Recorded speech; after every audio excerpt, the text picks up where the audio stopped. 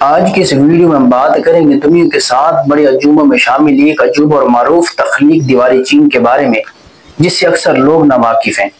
تو چلیے آج ہم کچھ اس کے حقائق جاننے کی کوشش کرتے ہیں کہ اس دیوار کو کس بادشاہ نے کب اور کیوں تعمیر کروایا۔ دنیا کے 7 بڑے عجوبوں میں شامل ایک عجوبہ اور معروف تخلیق دیوار چین ہے۔ دیوار چین چین کے شمال میں واقع 21,000 کلومیٹر طویل دیوار ہے۔ اس دیوار کے دلچسپ حقائق کے متعلق اکثر لوگ ناواقف ہیں۔ تو چلیے آج ہم کچھ حقائق جاننے کی کوشش کرتے ہیں کہ اس دیوار کو کس بادشاہ نے کب اور کیوں تعمیر کروایا۔ کہا جاتا ہے کہ 3 صدی قبل مسیح میں چین کے شہنشاہ شیہون نے مختلف ریاستوں میں بنے ہوئے اس ملک کو متحد کر کے ایک مملکت میں بدل دیا۔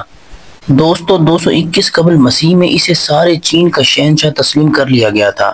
قبل مسیح زمانے میں منگول 206 ہن اور تاتار وسط ایشیا میں بہت طاقتور تھے۔ وہ چین کے دشمن سمجھے جاتے تھے۔ چین کے بادشاہ شیہون نے دیوار چین کی تعمیر ان دشمنوں سے بچنے کے لیے بنوائی تھی، جس کی ابتدا چین اور منچوکوں کی سرحد کے پاس کی گئی تھی۔ اس کے بعد بے شمار بادشاہ آتے رہے اور حکومت کر کے چلے گئے، لیکن اس دیوار کی تعمیر ہوتی رہی۔ منگولیا اور تبت کے علاقے تک پھیلی اس دیوار کی کل لمبائی 13,000 میل اور چوڑائی نیچے سے 25 فٹ اور اوپر سے 12 فٹ ہے۔ یہ 30 فٹ تک اونچی ہے اور ہر 200 گز کے بعد پہرا دینے کے لیے مضبوط پناہ گاہیں بنائی گئی تھی۔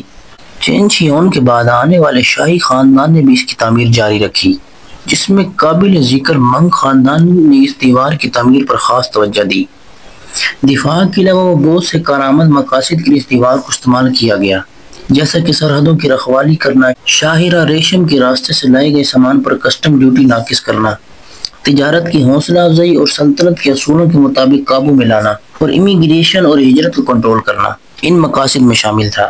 جبکہ دفاع کو مزید مضبوط بنانے کے لیے اس دیوار پر واچ ٹاور، فوجی بیرک اور بیرک چھاونیاں بنائی گئی۔ اس تاریخی دیوار نے راہداری کی خدمات بھی سر انجام دی۔ 1346 میں ابن بطوطہ کے چین کے سفر پر لکھی گئی ایک کتاب میں اس دیوار کا ذکر ملتا ہے۔ انہوں نے 60 دنوں کی مسافت پر مشتمل اس دیوار کو ذوالقرنین کے یاجوج کو قید کرنے کے لیے تعمیر کی ہوئی دیوار سے تشبیہ دی۔